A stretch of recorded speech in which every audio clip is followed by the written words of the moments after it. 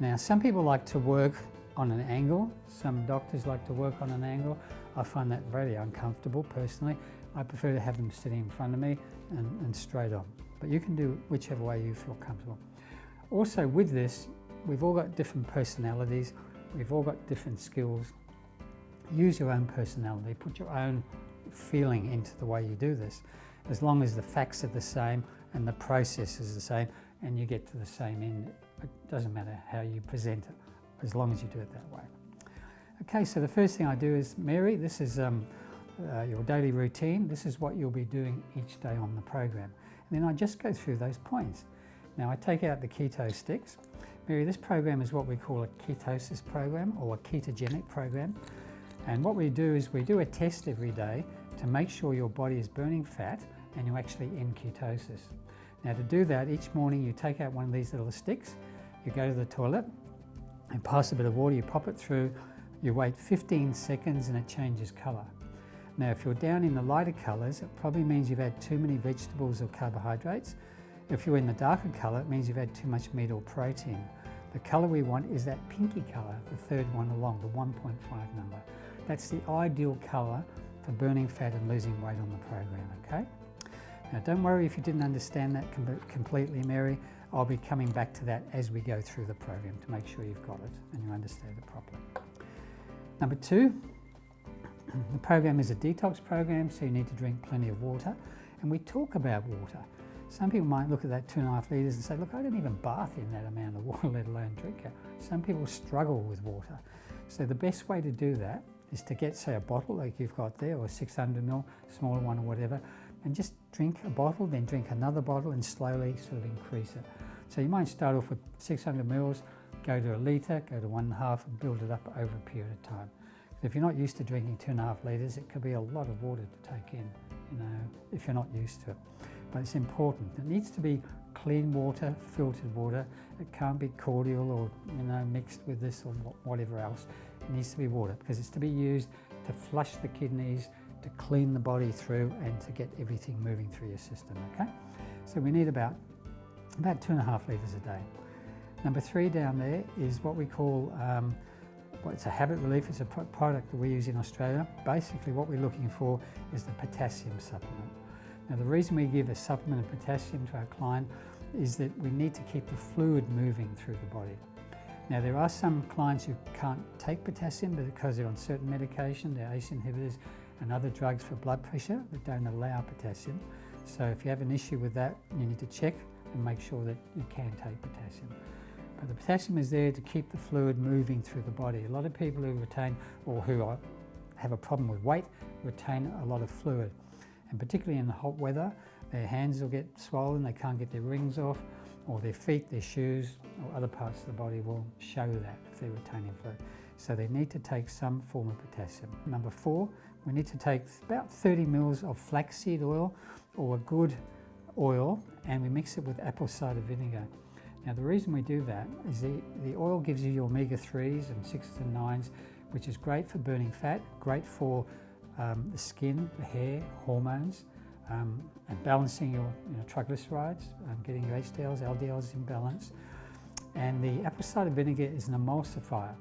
What an emulsifier does is it helps the body to mix water and fat and helps your body to excrete it. It's very hard to get fat out of your body, but that's one of the ways that you can get it out of your body, by mixing an emulsifier with it, with the oil and with the omega-3 oils, and get that out of your system. Now there's different ways to take that each day. If you refer to your manual, it will show you the different ways. There's recipes in there to make dressings. You can put it into one of the drinks that you're having. You can just take it straight. I have just a bit of apple cider vinegar myself in water, and it's quite nice to have on a daily basis. There's single strength and double strength. We usually recommend the single strength apple cider vinegar because the double strength for most people is probably too strong. We don't use regular vinegar or balsamic vinegar because they're too acidic, and we prefer not to use those, and they don't do the same thing that the apple cider vinegar will do. Number 5, you need to take 4 of the ultralight sachets each day.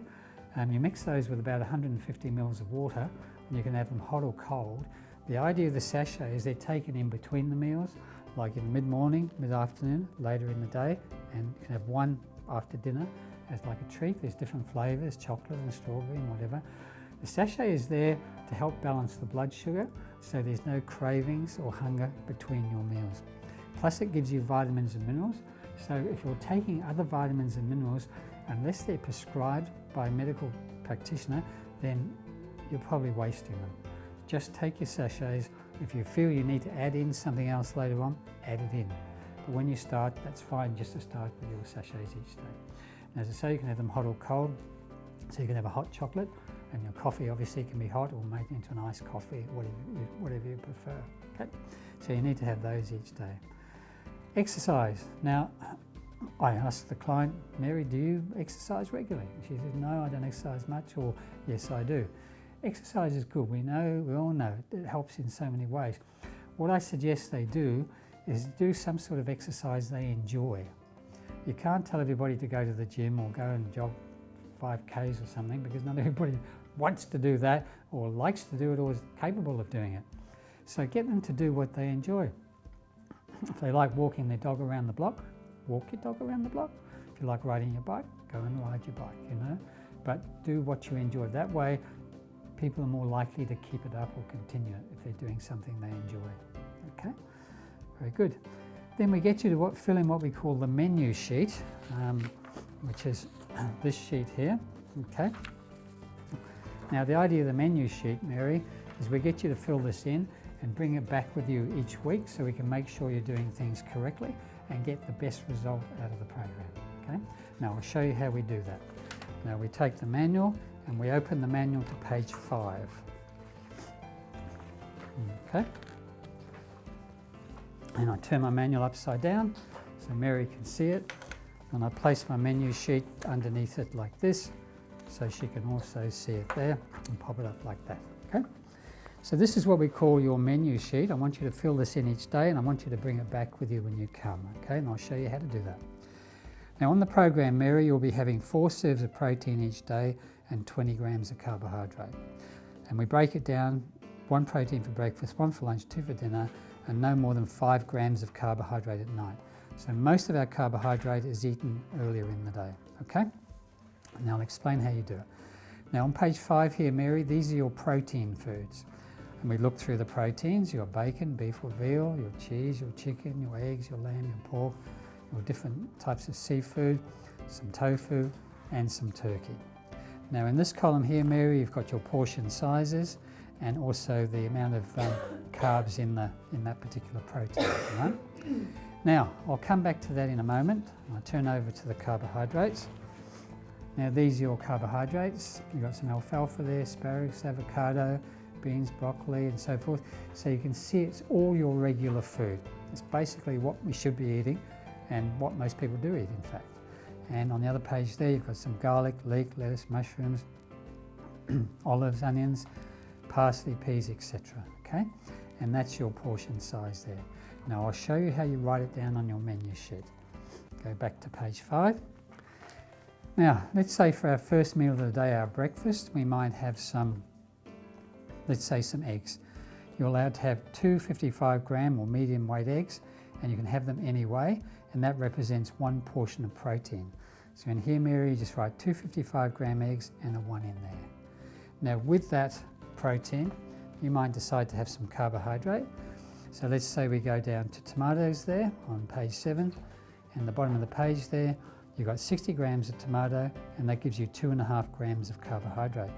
So in here you put your tomato and a 2.5 in there. Now for lunch, you might decide to have some chicken, let's say. So you can have 60 grams of chicken, that's another portion of protein. So you put 60 grams of chicken and a 1 in there. Now with that chicken, you might decide to make up a salad or a stir fry. It's up to you, it depends what you'd like to have. But let's say for this example, we just had some lettuce. So you're allowed to have 60 grams of lettuce, as it says in there, okay? And that gives you 1 gram of carbohydrate. So you just put your lettuce, 60 grams, and a 1 in that column there. So as long as at the end of the day, Mary, you don't end up with more than 4 serves of protein, no more than 20 grams of carbohydrate, that helps to get you into our pinky colour, which is what we want. Okay, do you understand that? Is there any questions about that? Anything you're not sure of?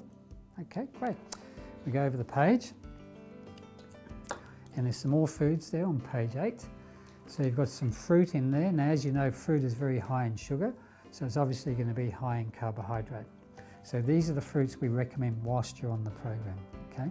Now, for example, let's just look at watermelon there. So you've got 100 grams of watermelon, gives you 6.5 grams of carbohydrate. Now, I don't know whether you've ever weighed watermelon before, Mary, but 100 grams is not like that, it's like that. It's quite a small amount. So bearing in mind, you're only allowed to have 20 grams for the whole day, you can see how much carbohydrate there is in that little amount of watermelon because of the sugar in there. So those are the fruits we recommend whilst you're on the program. When you go to maintenance later on, we bring back all your other fruits, but we teach you how to manage them properly then, okay? So for the time being, these are the fruits we recommend. Is that okay with you? Good, she says, fine.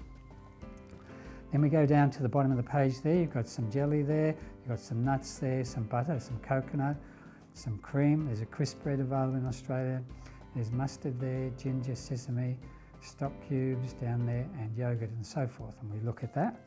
And once again, if you look at the yogurt down there, this particular yogurt, which is what we call a pot set yogurt, which is the right sort of yogurt. You know, a lot of yogurts, you open them up, you turn them upside down, they'll just fall out.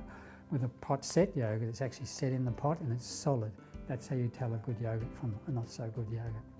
So looking at that, you've got 100 grams of that. That is 6 grams of carbohydrate. If that was one of your regular yogurts off the shelf or whatever, that would be 8 to 9 grams of carbohydrate. So that's the one we recommend. So again, given you're only allowed to have 20 for the day, you can see that we need to be careful with what we're eating, because yogurt's great, but if you had a nice big serve of it, you're going to have quite a lot of carbohydrate. Over the next page there, I'm on page 9, you've got the apple cider vinegar and explains that. We've got there about 15 ml to take. 15 ml is roughly 3 teaspoons. That's okay. They might want to have a little bit more, they can have a little bit more. When we suggest 30 ml of oil is quite a lot of oil. So, you know, you might be, say, somewhere between 15 and 20. Caffeine, Mary, we talked a little bit about that when we did the application form. Now, if Mary says to me, I'm drinking about 5 or 6 cups a day, the best thing to do with Mary is to get her to wean down. Go 5, go 4, go 3, go 2, go 1 over a period of days. She might decide that she can go, you know, cold turkey and not have a problem. But you can just do that or substitute with decaf if that's what she wants to do. The reason we don't have the caffeine is because caffeine is a stimulant, it's a vasoconstrictor. It's not a good thing to have in your body, and it messes with your blood sugar as well. But it's up to you, Mary.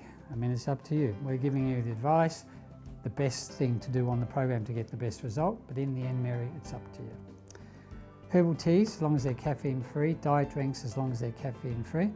But again, you can have a little bit of that. I don't like them personally, but some people like them. Lemon lime juice, you can use some of that to flavour your water there. Mineral or soda water, you can have a little bit of that.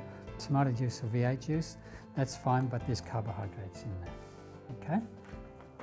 Now, I go to the 6 note points at the bottom there. Number 1, that basically says try and vary your diet.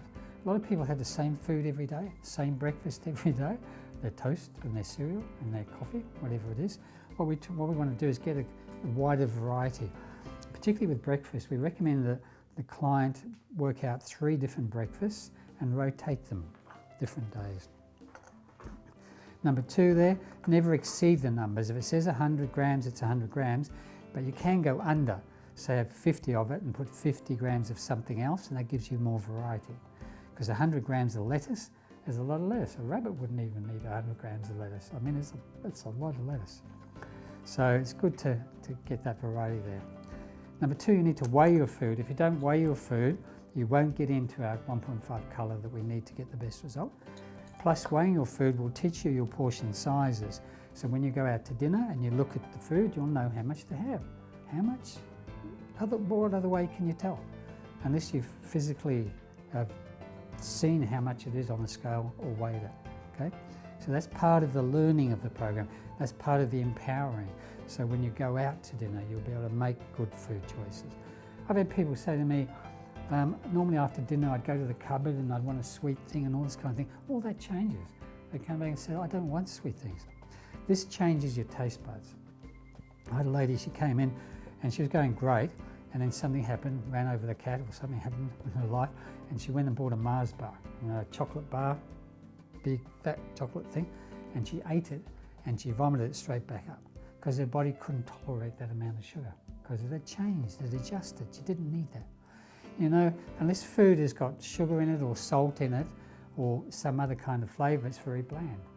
You know, so as far as choosing food, you know, there's one sense we don't use when choosing food, and that's usually common sense.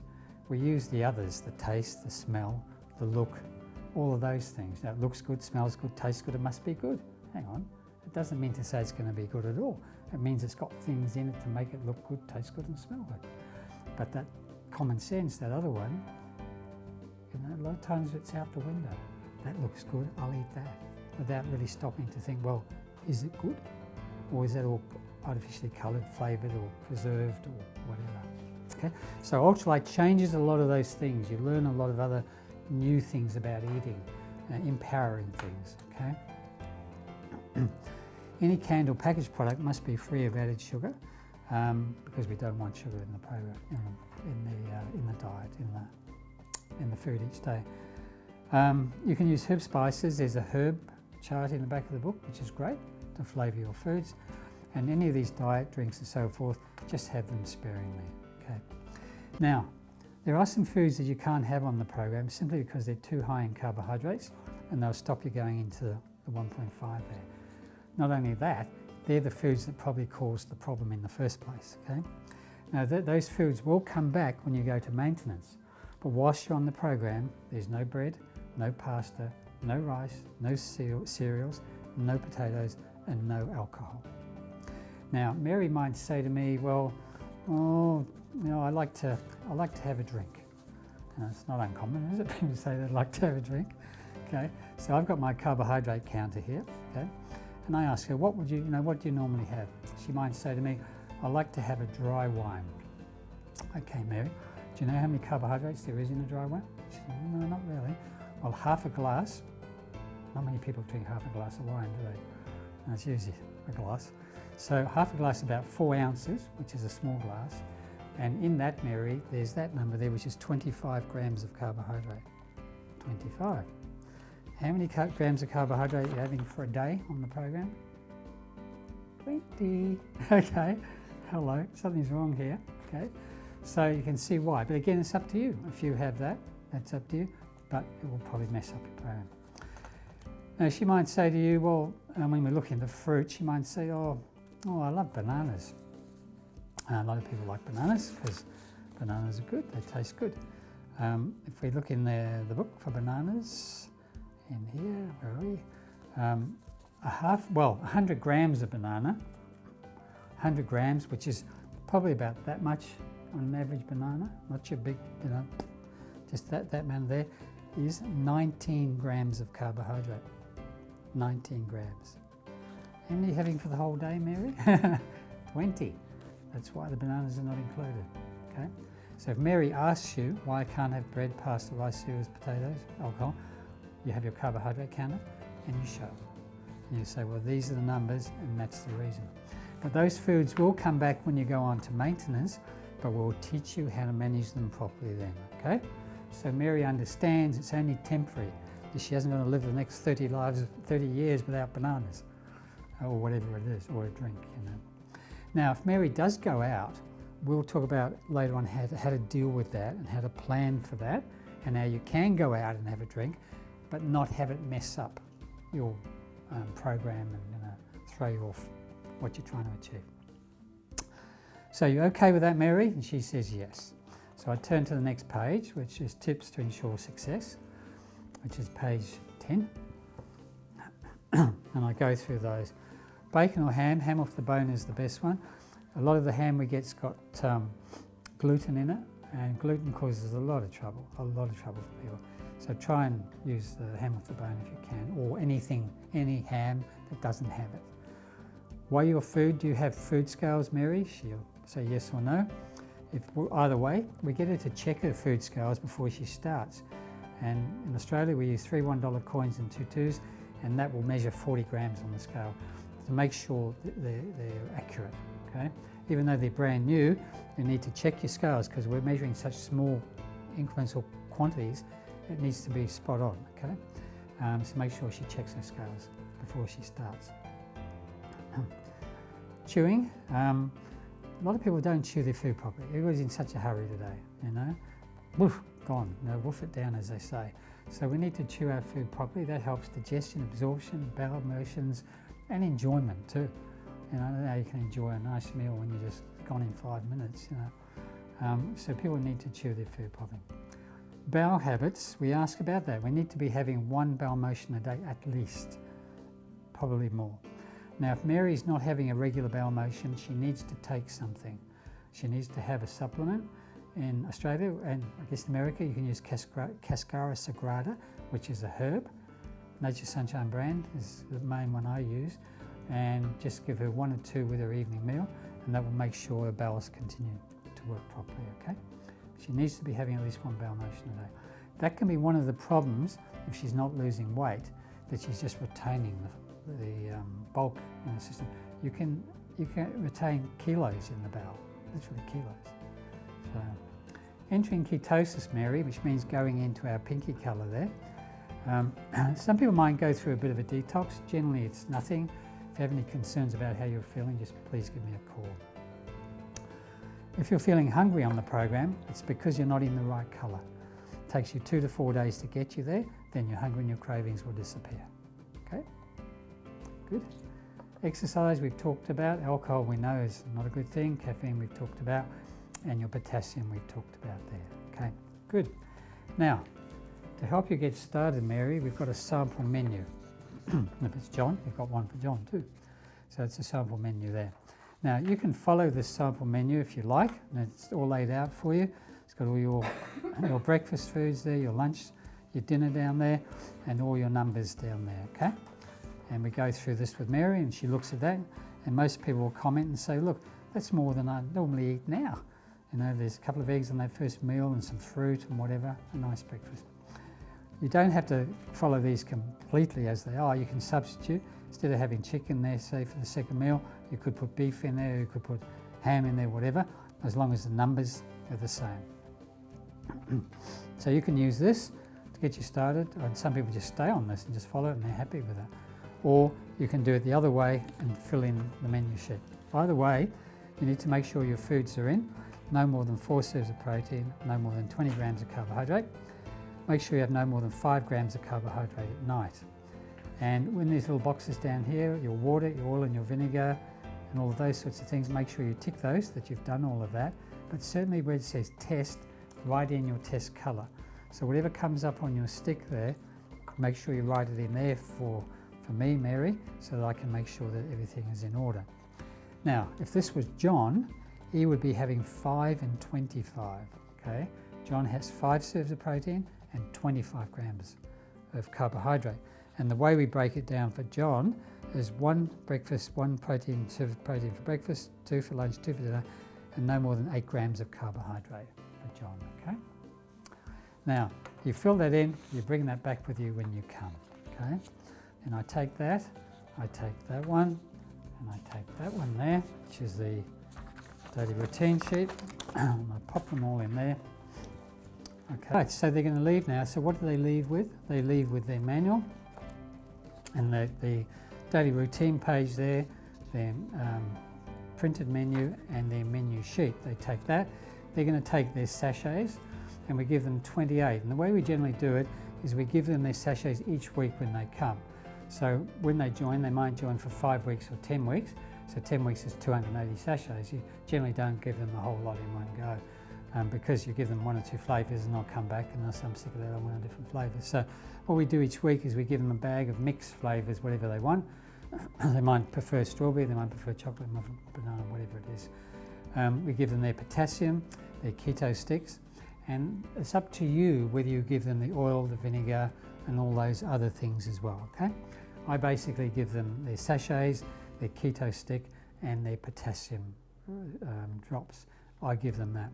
So we give them that, they pay us or whatever, and then we book them in for their follow-up visit next week, okay? So let's do the follow-up visit. Now, when they come back next week, they're going to come in and they're going to have with them, what are they going to have with them?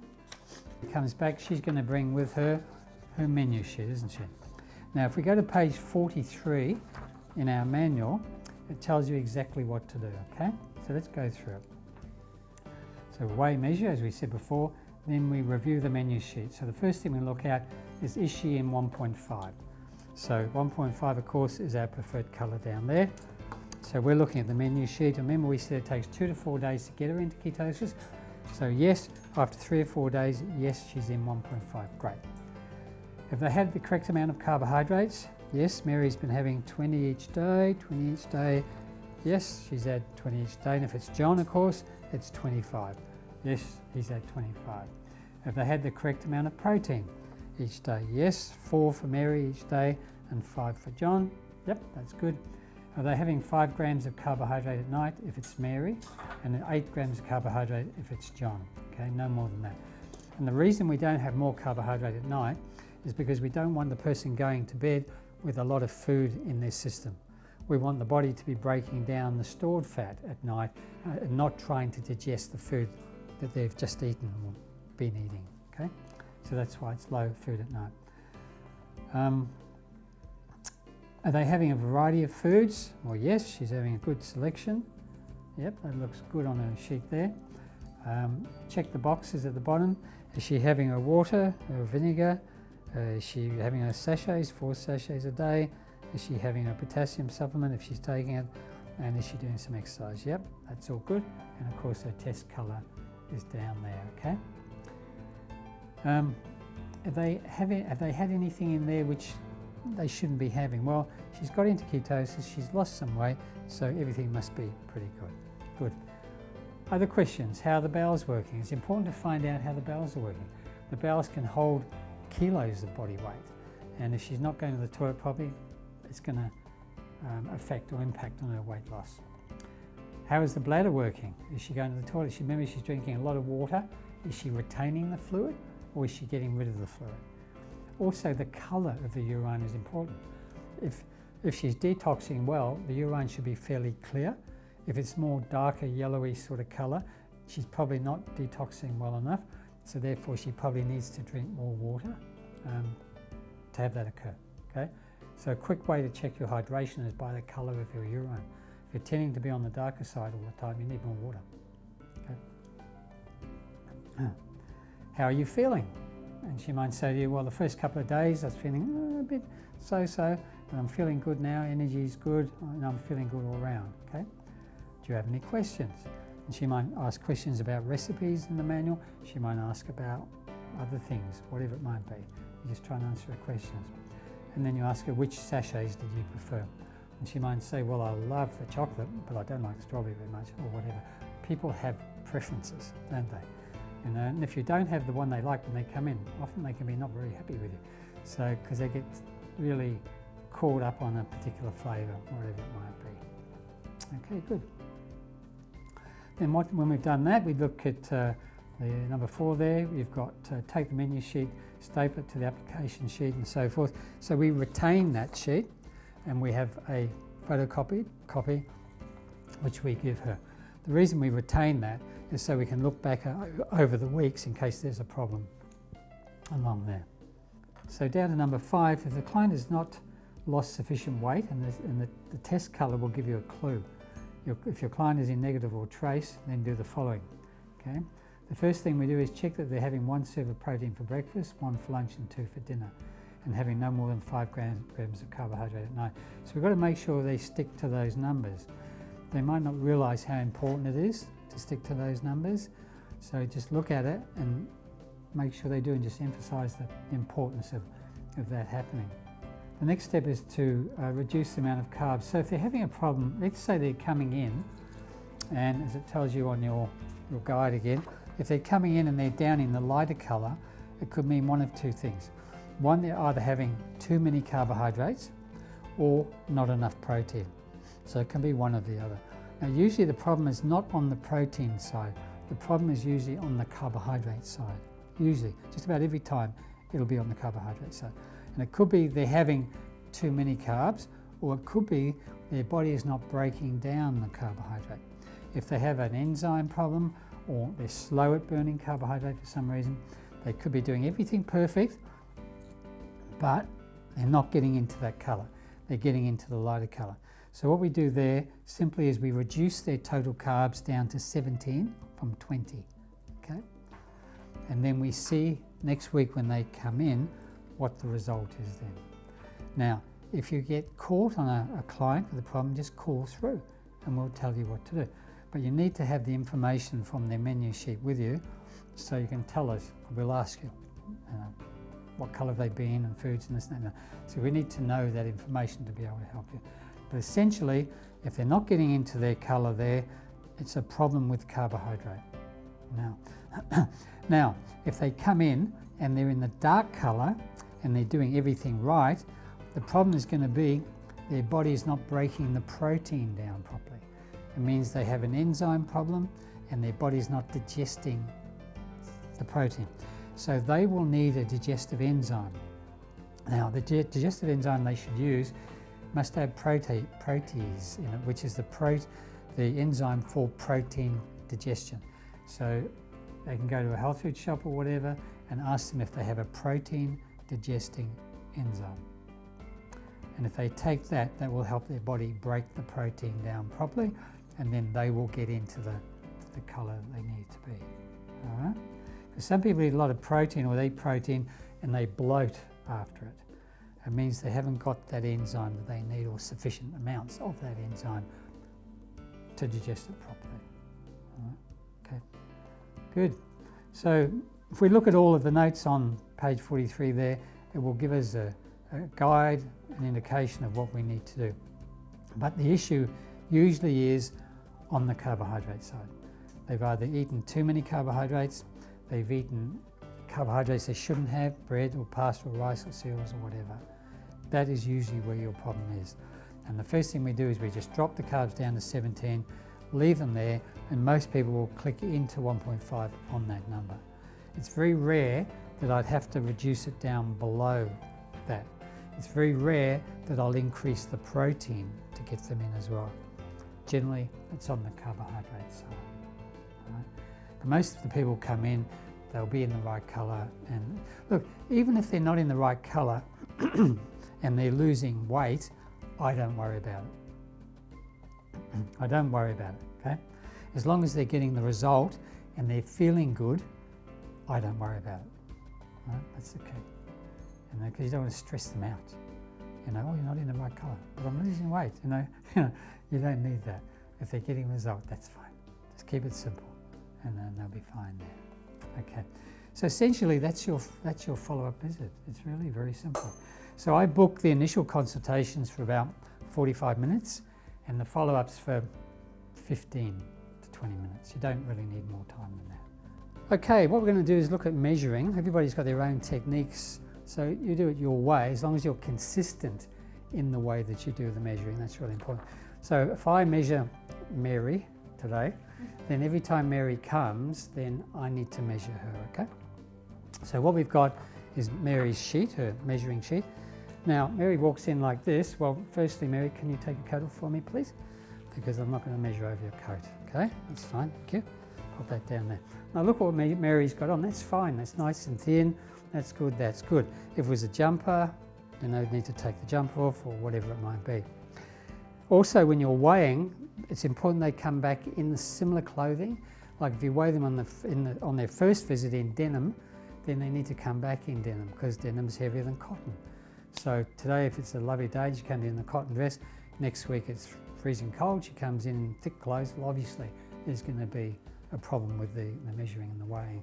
So just say to Mary, could you, when you come back next week, could you please wear similar clothing, okay?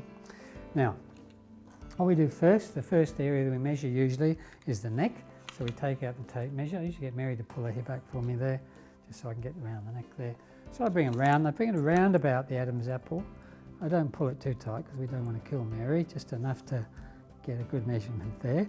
Okay, I've got that measurement there, and I just write down the neck area there. Okay, good, thank you. Now the next one I usually do is the arm, and I usually do the right arm. In this case, I pull that up because because you can do that. If it was a shirt or whatever, I wouldn't worry so much about it. And I just take my tape measure, usually around about the middle of the bicep muscle, and about there. And I just get a measurement there, just like that. Okay. So you can get them to flex their arm if you like, or whatever, but I tend to just keep it just straight, it's easy. And I just write that down, of course, on there, the measurement we got on that top of that arm there. Next one I do is usually around the bust line, and usually the line is usually around sort of the nipple line. Now, of course, with some people, their nipples are going to be in different places to others, but most people, they're usually in about the same place. Because if they've got big breasts or small breasts or whatever, it's going to be different, okay? So we generally just get around the nipple line there. So I just write that down there. Now, another thing with measuring that area too is the clothing they have on. If, say, they come in and there's quite, there's some quite major change, it could be the kind of bra the person's wearing, like a sports bra or whatever, and also the time of the month too. A lot of women, as they go through ovulation, might retain some fluid, therefore the breast might swell and be larger too. So if there's some sort of real, thing happening there when you look at the previous measurement, you just ask the question. Same on the scales. If they're doing everything right and there seems to be something amiss, just ask them where they are in their cycle. And a lot of people retain fluid or this and that during whatever, and they will tell you that, okay? So we've written that one down. The next one is the waistline, and with that it's usually around about sort of the belly button sort of level, the umbilical area, just about there. We get that measurement there and we write it down there, okay? The next one is around the hips, and I measure what I call the peak of the hip, or where the hip is extended, mainly there. So once again, just arms out, bring it around, and I just get about there, just about there, on the mark there, and just about there, 97, and I write that one down there, okay?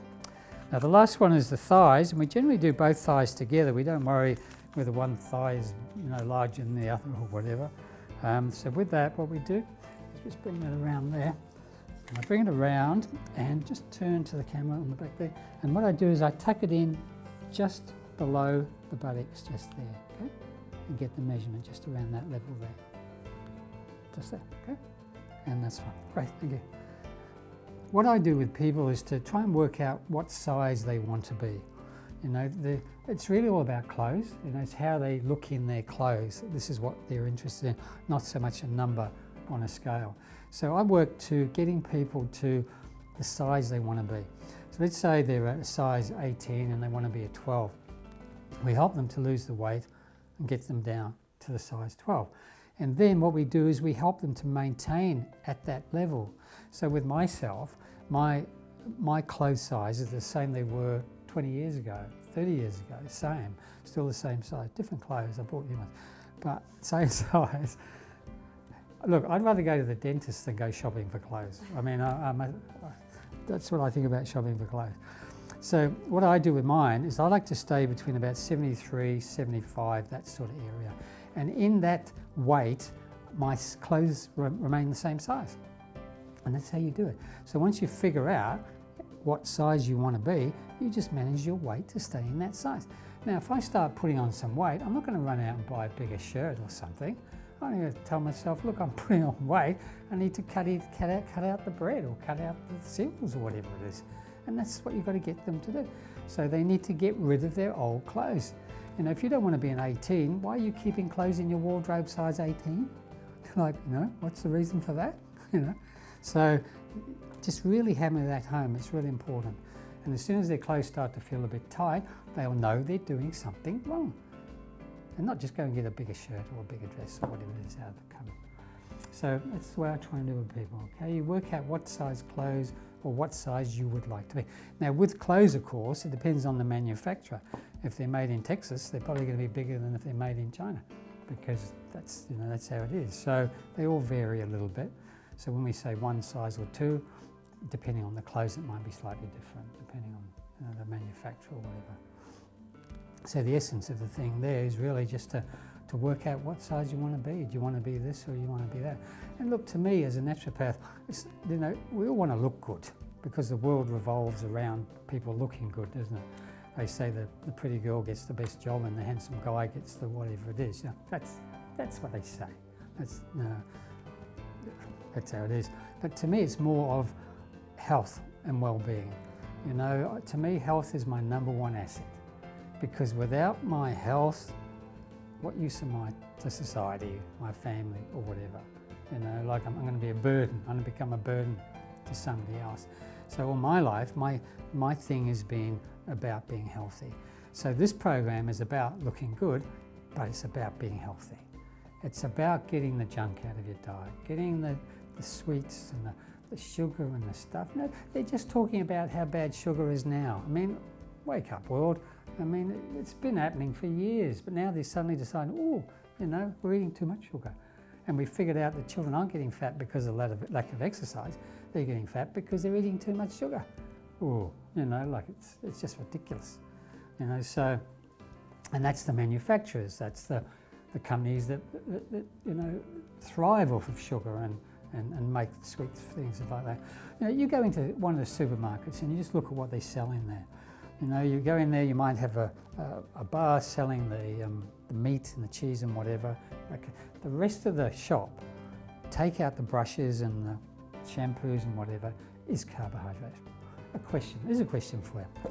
If you can answer this question, I'll give you $100, all right? You're all a witness here. I'll give you $100, okay? How many different types of potato chips are there in Safeway? Ah, no, you don't know. And why is that? Okay, forget you. How many? The answer should be because there's so many, and there are so many. You know, the same thing with chocolate bars. How many different sorts of chocolate bars are there in Safeway or in your supermarket? There's that many. Is there that many in there because they're not selling them? No. There's that many in there because people want to buy them. That is the problem. And what Ultralite does, it addresses that. It addresses the carbohydrates, addresses those issues, and teaches people, educates people. That's why the home delivered meals and the whatever, fine, nice, if you're busy, whatever, okay. If you live by yourself, you're a hermit or something, they're good. You know, but if you've got a family and you've got a life, you know, they don't work. They don't work. And the same with the meal replacement stuff. Firstly, it's bad for you, it lacks fibre and all the other things. And, you know, we're meant to chew, we've got teeth, you know, most of us. You know, we've got teeth and we're meant to chew. We're not meant to live on liquids and that sort of thing. That's why they're not sustainable. So if you've been trying all of these things, that's why. You've got to get back to the fact. The fact is you need to drive past the hamburger shop and not stop at the hamburger shop. And you need to say no to that second piece of whatever it is that you would normally have, or that second drink. You know, we need to, it's self-control. It's all about self-management, self-mastery, self-control. And the choice is, how do I want to be? Do I want to be like this? Do I want to be like that? Am I happy with what I am, or am I not? Now, I usually talk about what's called the compelling reason. Now, the compelling reason is the essence. If you've got a client who comes in to see you, a couple of questions you ask them. The first thing is, how much weight do you want to lose? And the second reason is what? Do you know? Why? Why? The why is the compelling reason, okay? Now, if you get a client comes in and says, I've been to the doctor said, I'm going to probably die in 6 months if I don't lose X amount of weight. Is that a good compelling reason to lose weight? Yes. Yeah. Oh yeah, unless you want to die. Yeah, I mean, that's pretty good. I mean, you know, but if a guy comes in and...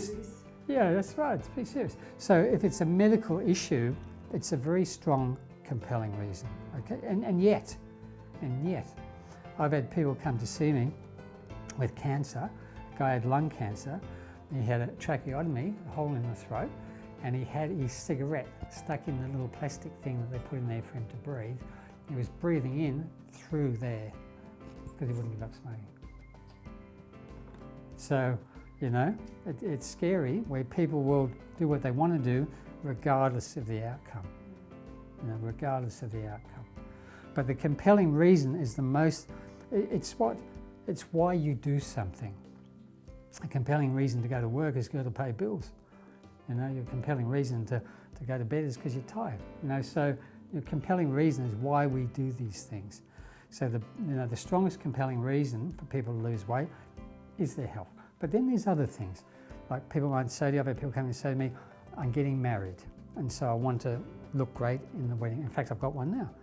Her son is getting married in November, and she wants to lose weight, so she wants to look good in the photos and blah, blah, blah. Good, compelling reason. Or we're going on holiday, and I need to lose some weight.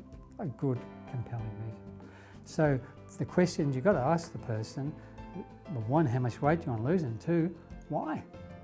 And if they say it's because I've got this health issue or whatever, they've got to do it, haven't they? It's like the guy who's 141 kilos. He had everything. I mean, he had the bypass, he had the diabetes, he had the works. And the next step for him was not a good, not in a good direction. So he had to lose weight, whether he liked it or not, but he had to do it. And so he did it. So it's that compelling reason. And this is where, if you're having a problem with a client, it could be that their compelling reason isn't strong enough. You know, if eating a piece of pizza is more compelling than looking after myself and my health, well, what are they going to do? They're going to eat the pizza.